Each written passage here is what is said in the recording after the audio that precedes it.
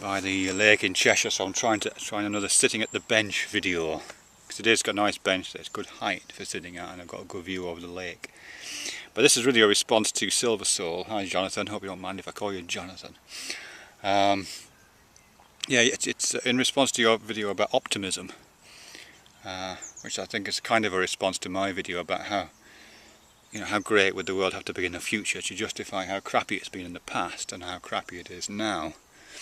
And if I understand you correctly, what you're saying there, Jonathan, is that there's a way of perceiving the way the world is, the way the universe is, in which it doesn't appear quite so crappy, and you cite things like seeing yourself as part of something larger, and you mentioned transcendence. I can't do the transcendence thing, but but yeah, I mean, I can kind of play mental games where I imagine myself part of something larger, or I kind of realise that, if you like. Because of course I am, we are all part of something larger. I'm made of atoms, the world is made of atoms.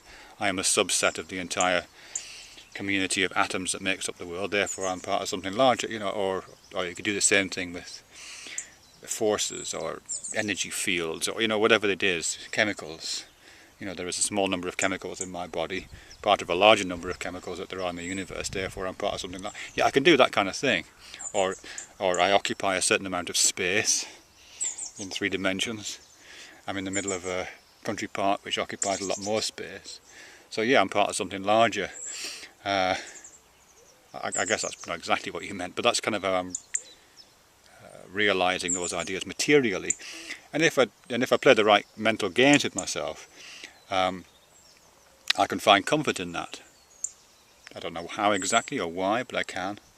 And of course the absorption within conceptually larger frameworks of purpose, like identifying with, I don't know, the football team. England are playing Germany today, so there's a lot of that being talked about.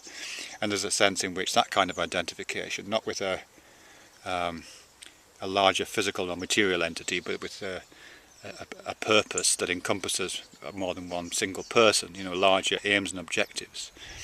Yeah, I can see that. I don't particularly like football, but I can see what that. Yeah, there's something there, and the ones you're talking about, which I guess are kind of theological, yeah, or spiritual. I can see that, but yeah, I mean, to me, it's just a trick. I mean, to be honest with you, I think it's just a trick. It's an interesting trick, but for the way I look at it is just that. I mean, the whole identification process in the first place is, I would say, an evolved aspect of our consciousness. We've learned how to do that. We identify with our bodies in order to keep our bodies out of harm, and yes, we are able to repurpose that particular identification feature so we can identify with different things. We probably identify with with our kin, or with others in terms of reciprocal relationships. Yeah, we can do that, and again we can repurpose that and mobilise it for... He's got a muzzle on, he can't hurt anybody.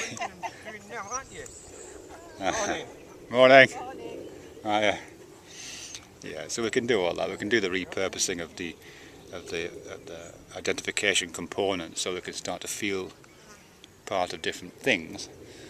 But it is a bit of a trick, and the bottom line of it for me is, it doesn't matter how you feel. I think. It doesn't matter how you feel. The feeling thing is also a component. So whilst it's probably easier to get through life, it's probably easier to be an optimist in some ways. To think of this world as being optimal, the best of all possible worlds, i.e. pretty crap, but it's the best you can come up with given the materials available. Yeah, it probably is kind of more pleasant to do that, but then again you're just investing in pleasantness and saying it matters how I feel about the world. The world is what it is, however we feel about it.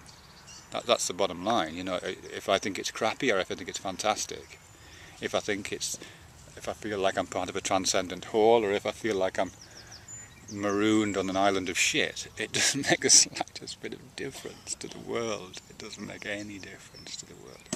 I mean, the nearest thing I can think of, and I think this is probably something you would probably sympathise with, Jonathan, is that whole Buddhist thing about divorcing your feelings from the world. You know, seeing your feelings as just kind of, well, for what they are, just momentary transient clouds floating across a landscape of consciousness. Yeah, and that would include the feelings of crappiness and, you know, the idea that life is a curse, but also the feelings of transcendence and that life is a gift. You know, these are feelings, these are just clouds, they will pass, and they have no more significance than is appropriate for something that really is just part of our evolved survival mechanism. Yeah, I think that's kind of what I'm saying. Thanks very much.